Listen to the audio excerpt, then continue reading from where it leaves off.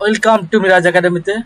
বন্ধুরা, মাইক্রোসফট এক্সেলে এখানে কয়েকটি সাবজেক্টের মার্ক দেওয়া আছে। আমি চাচ্ছি এই সাবজেক্টের যে মার্কের ফিল কালার হবে এবং ফন্টের একটি নির্দিষ্ট পরিমাণ কালার হবে, সেটা একটি রেঞ্জ আকারে হবে। সেটি কিভাবে করব? প্রথমেই এই মার্কগুলো সিলেক্ট করব, দেন এই হোম মেনু থেকে এই কন্ডিশনাল ফরম্যাটিংয়ে আসবো। এই হাইলাইটস প্রথমে আমরা গ্রেটার দেন করব। গ্রেটার দেন থেকে আমি চাচ্ছি যে 70-এর উপরে অর্থাৎ 70-এর উপরে যেগুলো মার্ক রয়েছে সেগুলোর ফিল কালার হবে রেড এবং ফন্ট কালার হবে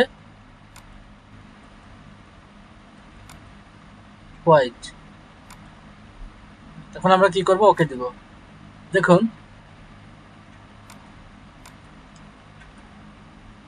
যেগুলো 70-এর উপরে সেই সংখ্যাগুলোর ফিল কালার হোয়াইট হয়ে গেল এবং ফন্ট কালার রেড হয়ে গেল।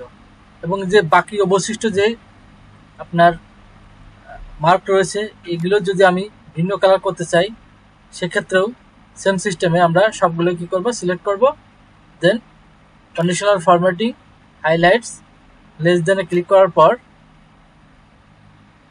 70 এর নিচে যেগুলো আপনার মার্ক রয়েছে সেগুলো কি করব?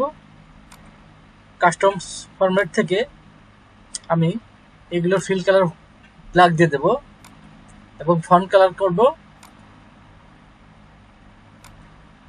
ইয়েলো বা যে কোনো কালার দিতে পারেন। আমি ইয়েলো কালার দেবো। এখন ওকে দিব।